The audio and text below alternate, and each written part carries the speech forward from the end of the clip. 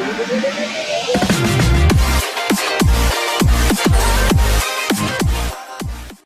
afternoon to all. This is Matthew, Chief General Manager, Corporate Treasury. The management team consists of course, the Director of Finance, Executive Director, Corporate Finance, Mr. Sandeep Gupta, Mr. Rohit Agarwal, DGM. We have got Sadashiv Nagnore from Treasury as DGM, and Mr. Avinash as well. So as we proceed, Director of Finance will be giving a brief summary of the results, and my humble request would be that we may restrict ourselves to the questions may be restricted to the annual accounts and the results thereof. Any questions beyond that can be taken on a one-to-one basis, post the conference call, maybe tomorrow or as time permits.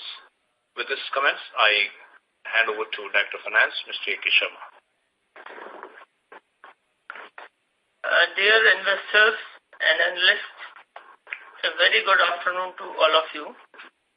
I take this opportunity to welcome you all to the conference call organized by us post-announcement of 2017-18 results. We could not organize the conference call after the results of Q3 because of our preoccupations and unavoidable commitments elsewhere. But we assure that we'll continue to hold it every quarter. Though you would have certainly gone through the accounts hosted on the website and also through the elaborate updates provided by our treasury team to all of you, I would like to briefly dwell on the results to provide additional clarity and insights.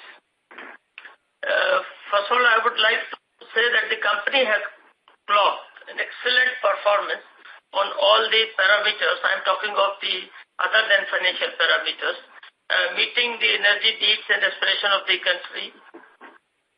The Indian oil refineries achieved a crude oil throughput of 69 million metric tons during the year as against 65.19 last year. After factoring the shutdown period, the Paradip refinery achieved a capacity utilization of about 92% during the year, which is 12.73 million metric tons for 11 months. 11 months I'm saying because after 12th of March, the refinery went for a shutdown. And that shutdown was almost for about a month. And as against this, last year, refinery operated at 8.23 MMT. Mathura and Panipat refineries both commenced BS6 grade auto fuel supplies well in time to meet the 1st April 2018 timeline for the National Capital Territory. Further, these refineries also commenced the supplies of low sulfur heavy stock LSHS as alternate fuel pursuant to the Supreme Court order curbing the sale of furnace oil and pet coke in NCR.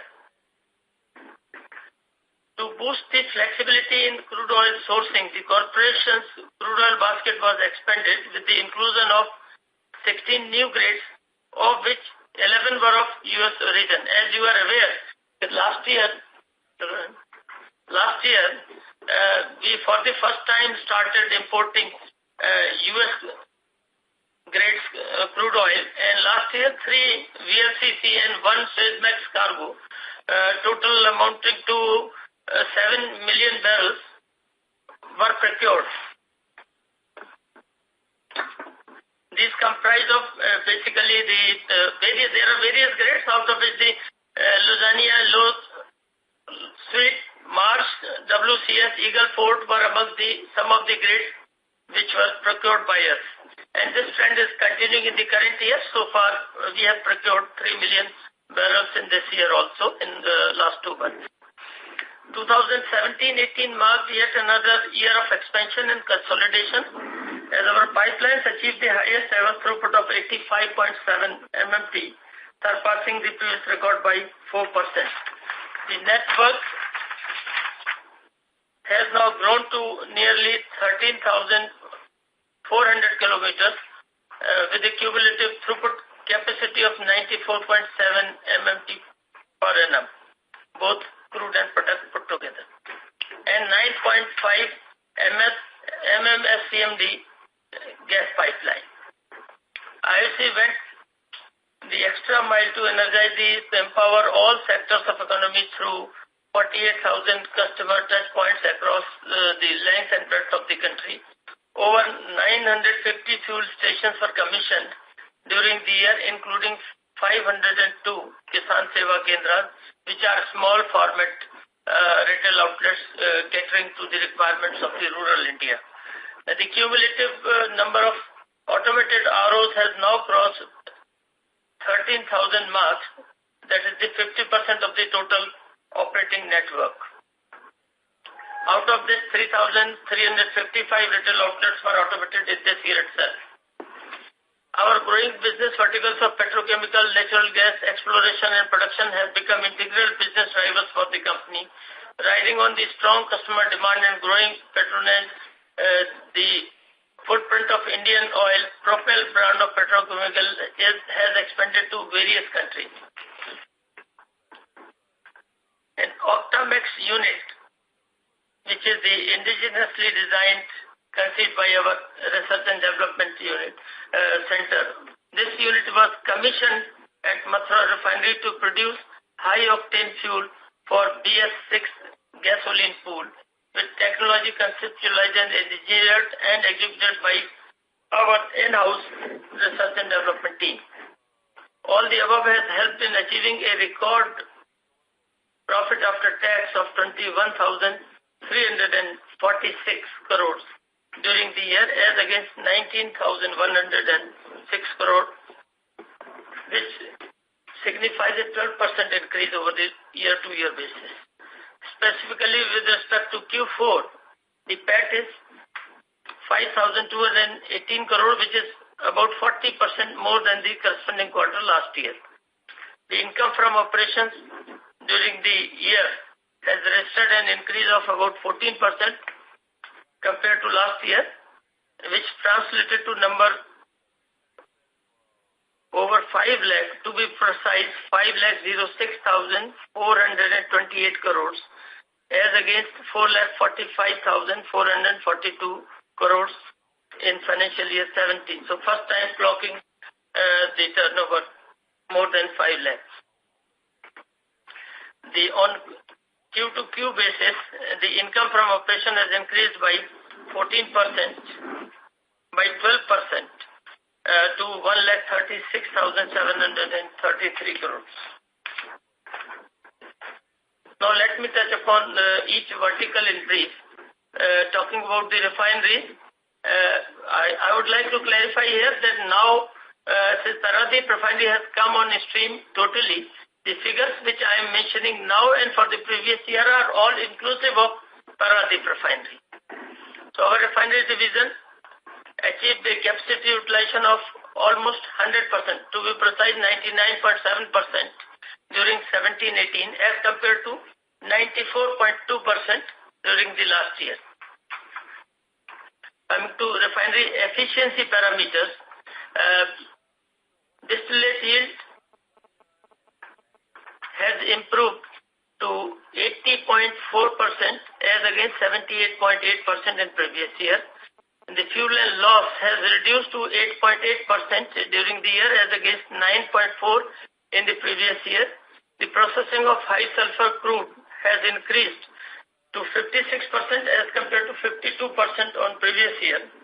And because of all these parameters improvement, there has been significant improvement in the GRMs, and the refineries have registered a GRM of $8.49 per barrel as against 7.777 in the corresponding year last year. But this is including the inventory gains and other factors. If we have to work out the GRM where the inventory impacts are stripped off and price lags are also factored in, and we arrive at the normalized GRM. So according to normalized GRM, the current year normalized GRM is 7.37 per barrel as against 4.99 barrel last year. So significant increase of about $2.4 per barrel. For the fourth quarter, the refinery registered a GRM of $9.12 as against normalized GRM of $6.59. Normalized. On year-to-year basis, you will see that the cracks have shown an upward trend, while the GRM is improvement in GRM is a combined factor of efficiency improvement as well as the international market, the improvement in the cracks. So there is a definite improvement in the crack of MS by $1 per barrel, and HSG cracks have also improved by $2.8 per barrel.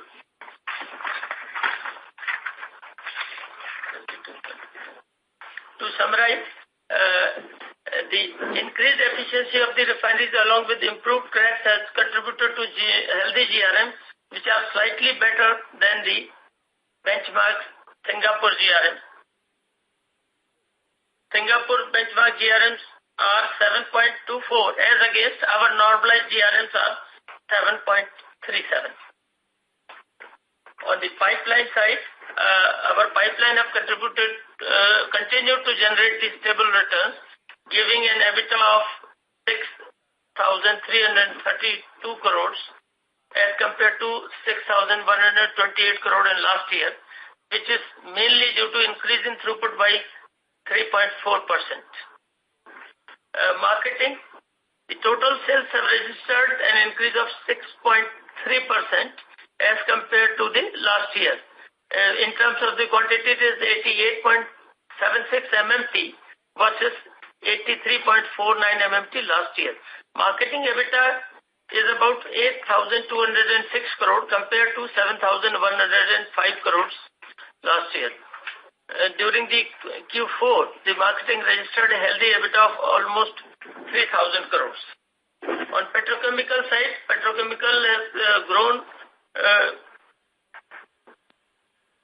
and it has contributed significantly to the corporation's bottom line. However, during the year, petrochemical business reported an EBITDA of 6,105 crores as against a higher EBITDA of 7,590 crore last year.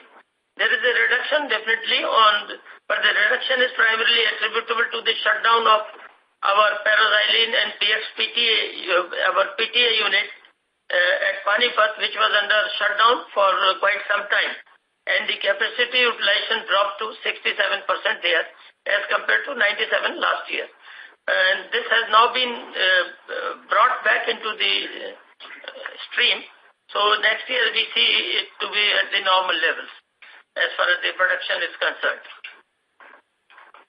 And because of this shutdown, the fuel and loss has also impacted the bottom line.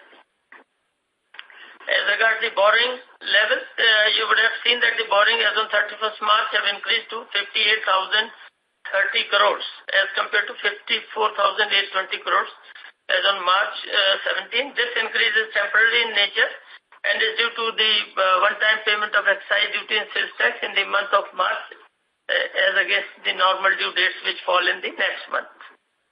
I will end my briefing here and will welcome to take few questions if there are any. Thank you.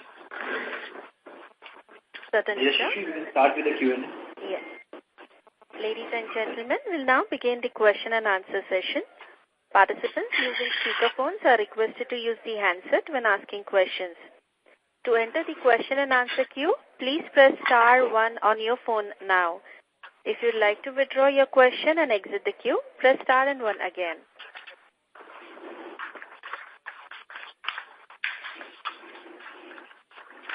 We have a first question from Nilesh Kuge from HDFC Securities. Please go ahead. Yeah, good afternoon, sir. So my question is on our Ennore LNG terminals. Can you give the timeline in terms of completion and how much is the mechanically completed? And the second is on the connectivity, the pipeline connectivity and about the off-takers. Is there any concrete agreement between the off-taker and IOCL?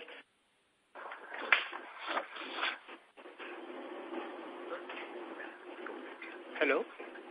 The Ennore terminal is expected to be completed by October. As of now, the physical progress is 92%. And we expect to complete it by October. As regards the pipeline is concerned. Sorry, sir? As regards the pipeline is concerned, we are hopeful that the major patch of the pipeline, which consists of the 23 kilometers, which will primarily connect the terminal to our CPCL refinery, Madras Fertilizers, Tamil Nadu Petro Products, and Tamil Nadu Petro Products, and Manali Petro Products. There are few customers, and they will be connected through this 23 kilometers pipeline, on which the procurement of the items has already happened and work is going to start. And because the land is entirely in the control of the government, so we don't see any problem in completing that. So that will be completed in time. As regards the another pipeline, which has to go to the other side, this is all major captive customers. Okay. And the other pipeline, which is basically the 110 kilometers that we are targeting, and most of the pipelines, first we have the right of way available, barring the 3.6 kilometer in between, where the talks are going on. So we hope to see that the other pipeline will also be completed, though it is not targeted to be in October. The other pipeline is to come later on. Okay. And as far as the offtake agreement, is there any offtake or agreement, concrete agreement in terms of volume? Yeah, 1.5. 1.5 million metric tons worth of offtake agreements have already been entered into. Okay. Thank you, sir. Thank you very much. Thank you. We have a question from Akshay Mane from BOB Capital. Please go ahead. Hi, sir. This is Rohit Ahuja. Thanks for the opportunity. Sir, I just want to ask on refining business. The EBITDA for refining business has sequentially declined quite sharply from 8,700 crore to about 4,000 crores, while consequently the decline in GRMs is much muted from $12 to $9.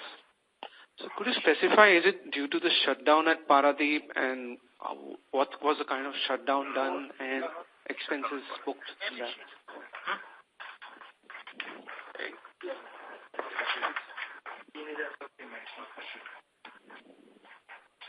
Just a minute. You are talking of the Q4 versus Q4 last year? No, Q4 versus Q3 of this year.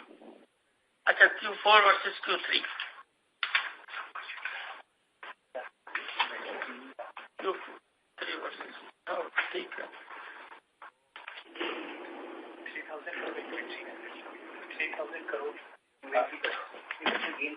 Gain was higher in the last quarter. Last quarter, 5,307. This is primarily because of the inventory gains which were higher in the last year, last quarter.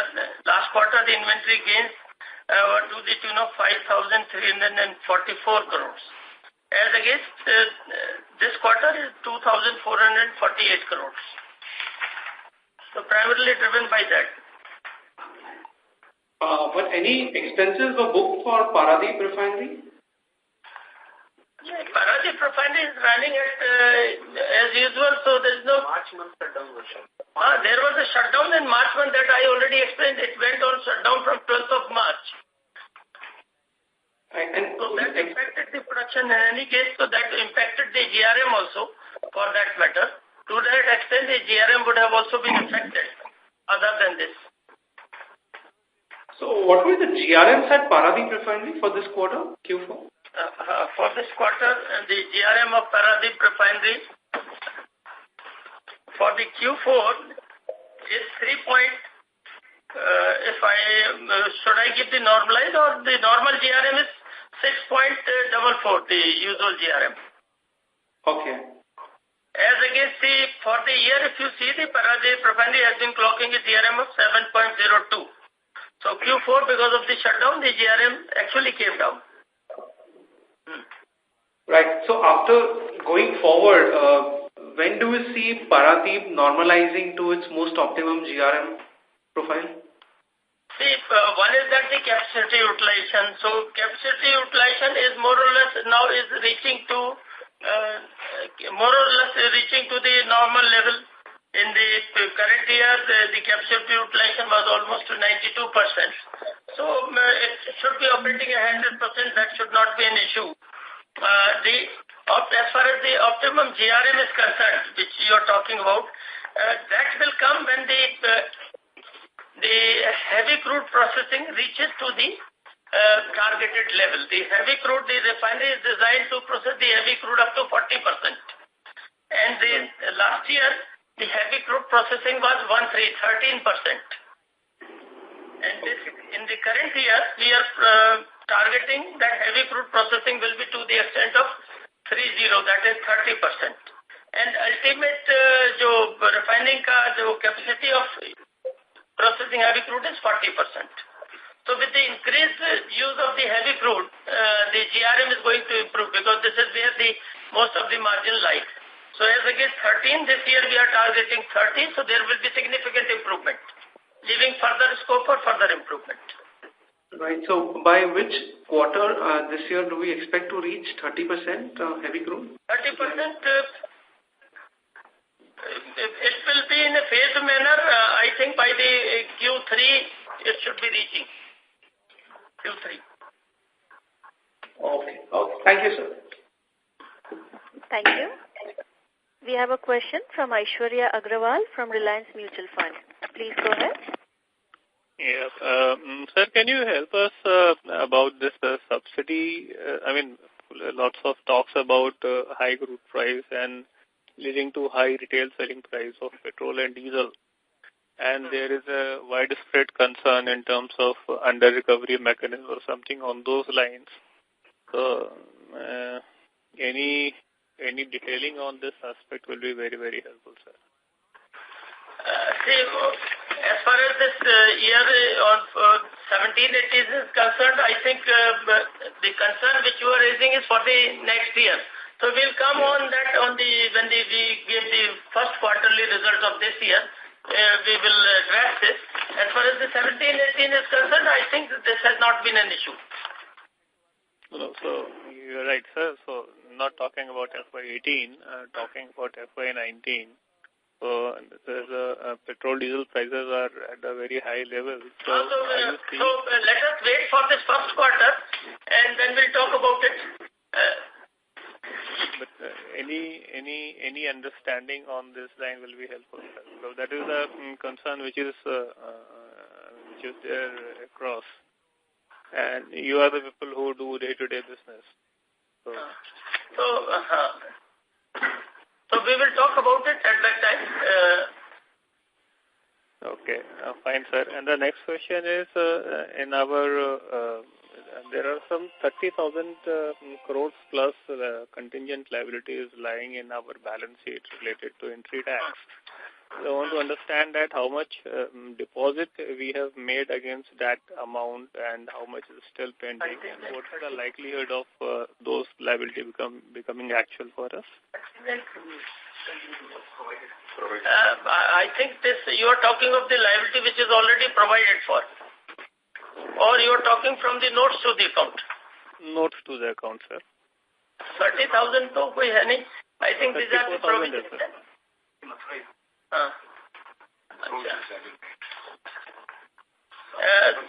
Basically, we have made the provisions for the entry tax and these are the provisions which are being made against the profits regularly in the books of accounts.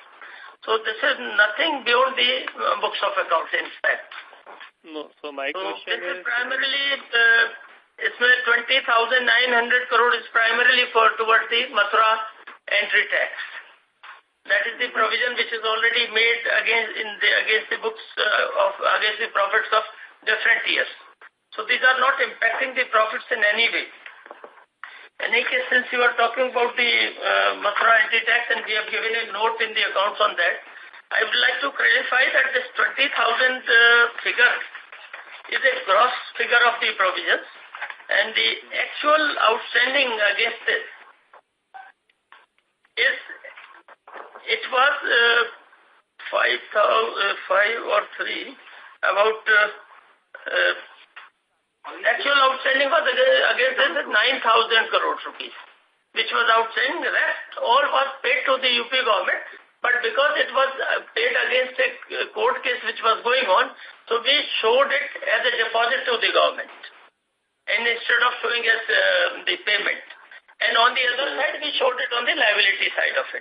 So that was an accounting treatment. The fact remains that the 9,000 crore was still payable to the UP government as on 31st March out of this 20,900 crore, which is shown on both the sides. And out of this 9,000, 3,293 crore, we have already paid some 2 to 3 weeks back. And what is remaining to be paid is 5,673 crore rupees, which is towards the interest. And there was a provision which was being made from time to time in the years to years. And cumulative interest provision was falling short by almost 273 crore rupees when we calculated. And considering that, we made a provision of 273 crore rupees as additional interest this year. So that freezes the total amount of accumulated interest payable by us to 5,673 crore rupees. This amount is now the final amount, and I can say that this entire amount has already been provided in different years, including the balance provided in the current year. And as against this interest, we will be approaching the court for relief as far as the interest payment is concerned, because this was a disputed liability and it was not a deliberate delayed payment. So then interest we will be actually requesting with the Supreme Court for relief in the matter, even though it is fully provided. Sure. Yeah. Thank you very much. This is very helpful. Thank you. We have a question from Aditya Makharia from Motilal AMC. Please go ahead. Yes, sir. Just on the Ennore terminal, what is the timeline you mentioned once again? October 2018. Okay, just a question, gas is becoming slightly bigger in the overall energy mix, and you're also, starting your terminal. So how are you looking at your expansion within gas over the medium term? See, as far as gas is concerned, apart from this terminal, we have booked the capacity in some of the terminals in Dhamra. In the Dhamra LNG terminal, we have booked the capacity. We have booked the capacity in Jafrabad. So we are booking the capacities, and we are also in discussion at Mundra also. And as far as gas business is concerned, while the large consumers of the gas, which are either fertilizer plants or power plants or petrochemical plants, they have been the traditionally IOC customers taking traditional fuels from us, so we don't foresee any problem in tying up business with them. And as far as other than these customers are concerned, we are now going for aggressively into the city gas distribution business, where not only the natural gas but the CNG will also be available, will be sold. So we are targeting that. So we hope to expand in city gas business very aggressively. Okay. Thank you. Yeah. Thank you. We have a question from Sabri Hazarika from MK Global. Please go ahead with your question. Yeah, good afternoon, sir. I've got a few bookkeeping questions. The first one is pertaining to what was the total DBTL subsidy for you, and how much of it is pending to be paid by the government?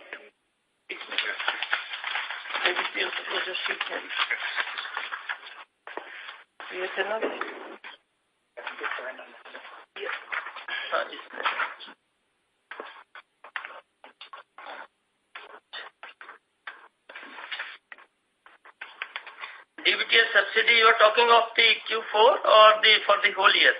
For the whole year.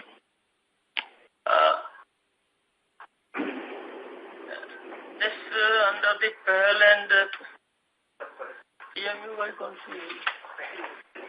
This is 10,627 crores.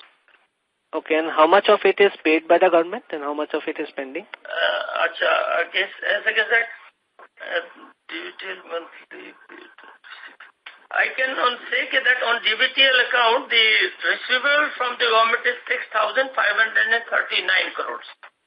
6,539 crores is receivables from DBTL. Yeah. And what about kerosene? Receivables from kerosene? Yes, I will be able to give you the kerosene. Kerosene is, for the whole year, 3,196 crores. And receivables? And kerosene,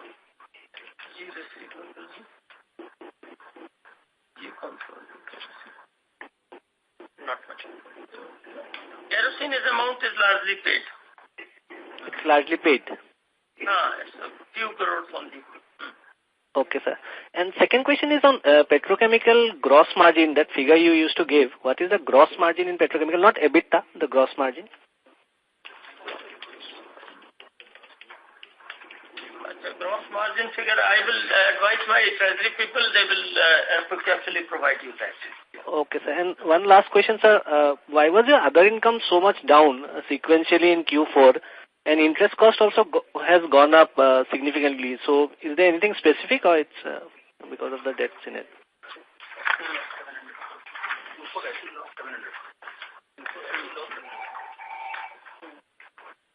The other income.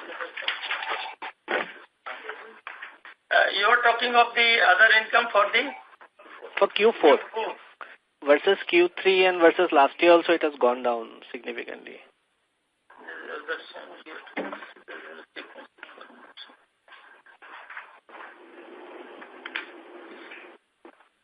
In the Q3, there was a foreign exchange gain of 630 crore rupees.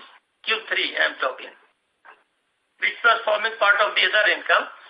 As against that, in Q4, there is an exchange loss of 676 crore rupees. So you see the net variation on this account alone is 1,306 crore. Okay, so exchange loss is part of other income now, or is it part of other expense?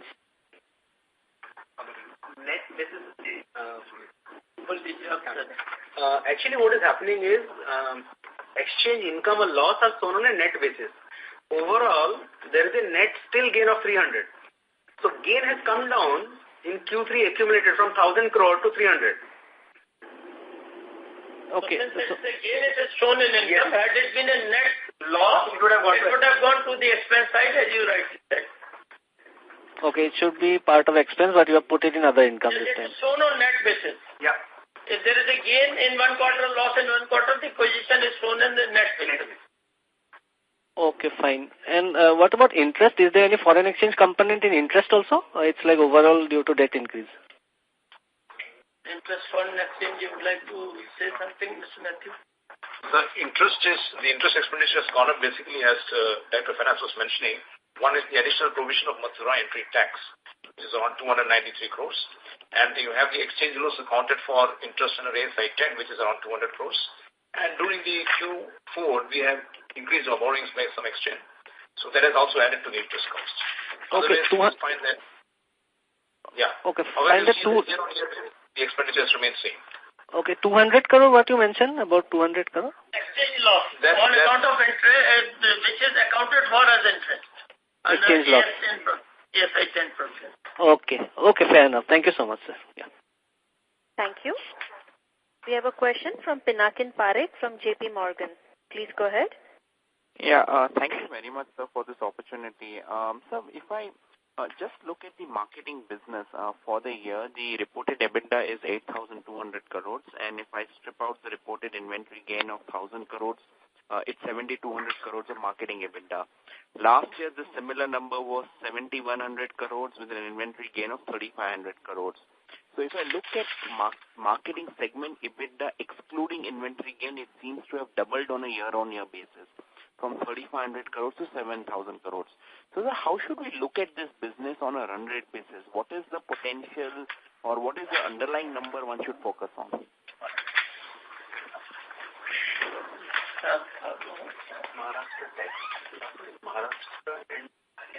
We have 2,500 crores of provision for last year.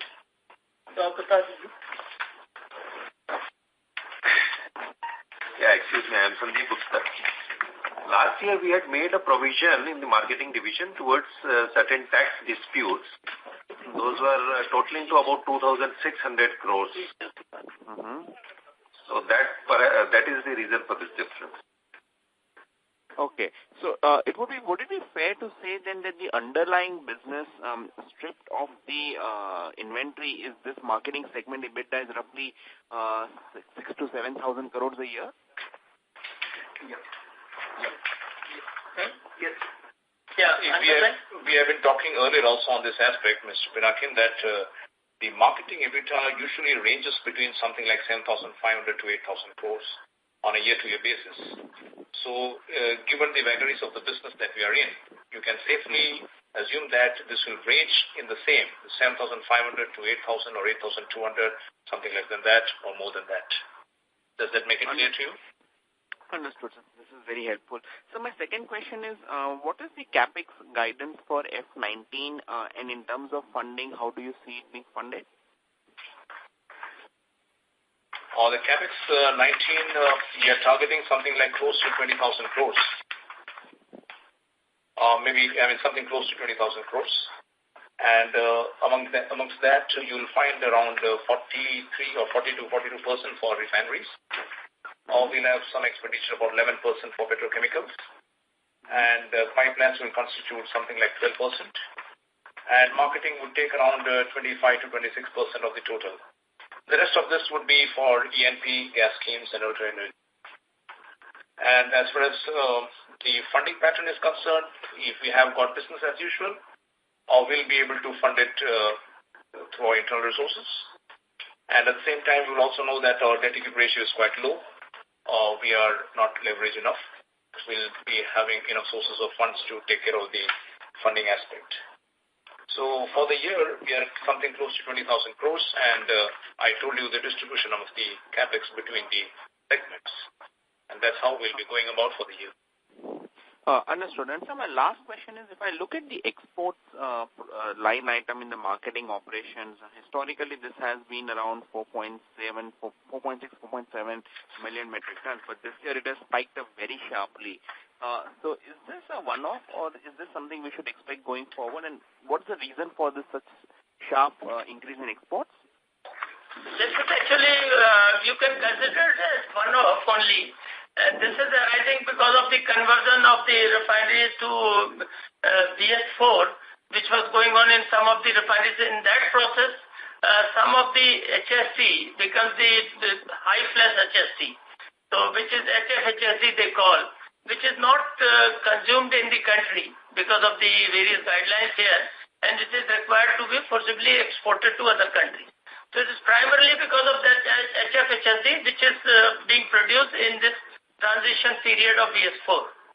So this is one-off only, and should be maybe some more exports will continue till September, October. And thereafter it will go. Understood. Thank you very much, sir. Thank you. And some ATF export will continue.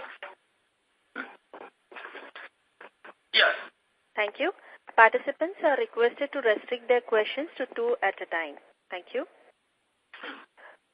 We have a question from Vidyadhar Ginde from ICICI Securities. Please go ahead. Yeah, thank you. My question is on when is the polypropylene capacity in Paradeep expected to be commissioned? This is expected to be commissioned in December 2018. Okay, and currently, are you producing any propylene, and if that is, what proportion of the product slate is it currently? We are producing something, but I think I'll have to give the numbers to you separately. Okay, thank you. It is not sold separately, but we are using it somewhere. So it's not being sold, it's being internally consumed, is it? Yeah. Okay, thank you. Thank you. We have a question from Bhavesh Shah from Prime Trading Company. Please go ahead. Yeah, hello. Hello, can you hear me? Hello. Yeah, thank you very much, sir, for giving me this opportunity. I was just going through the balance sheets and everything. Okay, in asset side, there is a financial assets investment, right? Equity investments in subsidiaries, JVs and associates. In a standalone side, you have shown 13,724.65 crores as compared to last year 13,166.76 crores. But in consolidated, I cannot see any figures. So is there any error or any misleading this thing? You may like to explain. Yeah, thank you, sir. You can see a line just above that. Non-current asset, last item, F, equity investment in JVs and associates. JV 11,048, yeah, 11,048 and 9552. As you would be knowing, in CFS, subsidiaries are merged line by line. Okay. So investment will go off. That will remain only in standalone. It will not come in CFS. Only the JVs and associates will come. So out of 13,000, subsidiaries have gone. Line by line consolidation has happened in assets and liabilities. And the JVs and associates along with equity value has come in the above line, that is 11,048. Okay. And one more short question. What is the main purpose of decrease of 2,665 crores in the current quarter? Net profit. Hello? In the net profit?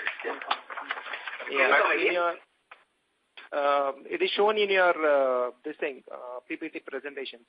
Annual Conference 2018 presentation. It is shown a decrease of 2,665 crores of the profit. Compared to which period and which period? One second, sir. Let me go to the page.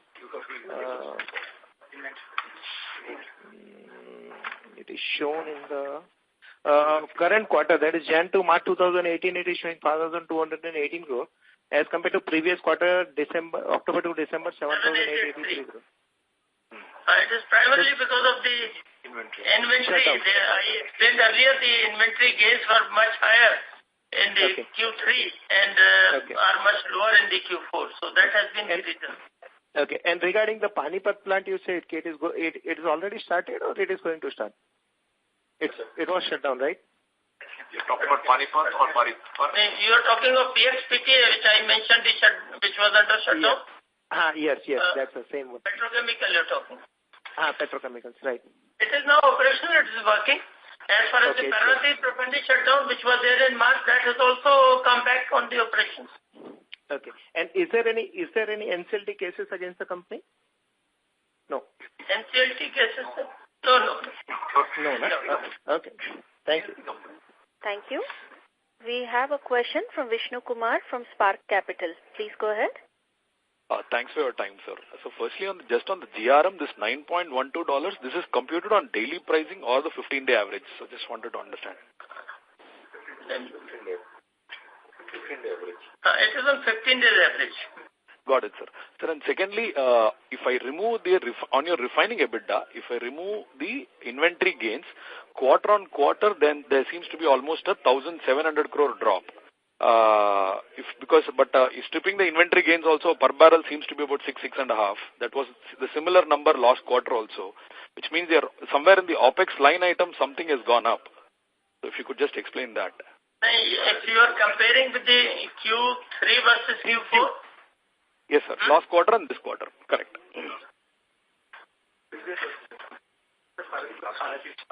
It is primarily because of the Paradip, which was under shutdown during the March this quarter, Q4. So it is basically because of that. Okay, so you had to sell some products, some medicinal. 6.59 in Q4, 7.42 in Q3. So difference is primarily because of the Paradip shutdown. But this comes on the GRM side, right, sir? Because I'm talking about the EBITDA part. So between the GRM, you have other operational costs and leading to EBITDA difference. So this will be more like an operational cost if I'm not too wrong. I mean, what you mentioned in terms of GRM would be captured anyways in the GRM side of life. Extra provision. EBITDA will come from GRM. So the EBITDA will come from GRM only. GRM will only show the net of the income side will come from GRM. So when the income itself has come down, so that will have the impact on EBITDA. So expenses side, so there are no extra provisions or extra expenses during the Q4 in refining side, other than interest provisions or ये सब जो थोड़ा बहुत है. But at the core level, 3Q and 4Q, or core GRM, if I remove the inventory gains, is more or less similar. Despite that, your EBITDA has down. Yes. Anyway, sir. Hello? Yes. Yes, please. Yeah, sir. And on your other segment, EBITDA has increased from 200 to 800 crores. If you could just give some color on that. I mean, what exactly is the movement? Yeah. Other segment. 75 right back.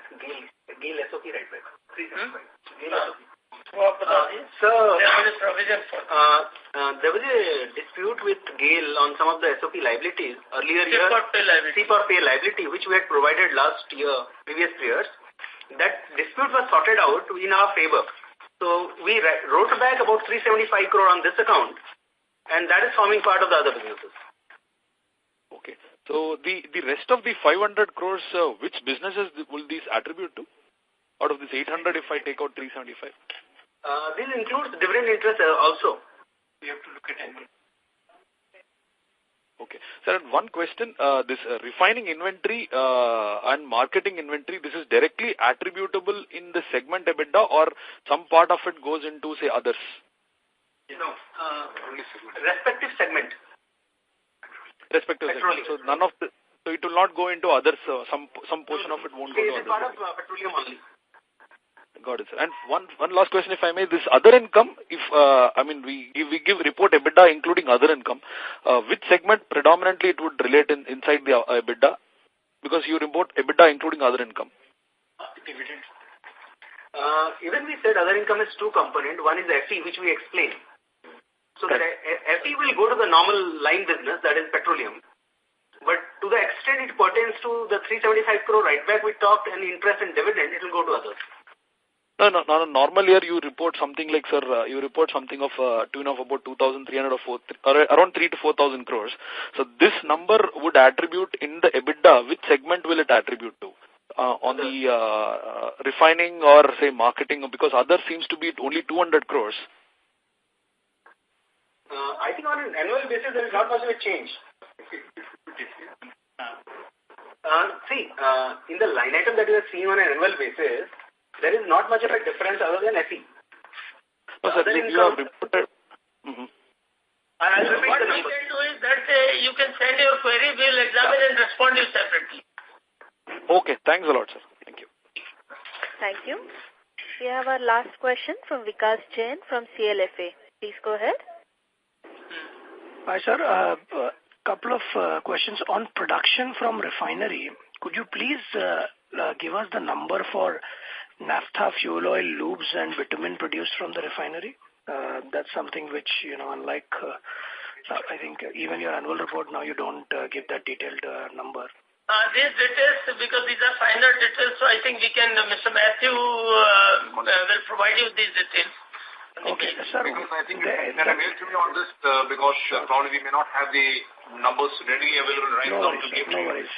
No worries, I'll send across an email. The one more thing was on this segmental EBITDA. Now, other than like this 375 crore write back for Q4 that you mentioned, now from a full year refining and marketing and pipeline and petchem EBITDA number that you've reported, like you said that last year you had a 2,600 crore marketing division provision.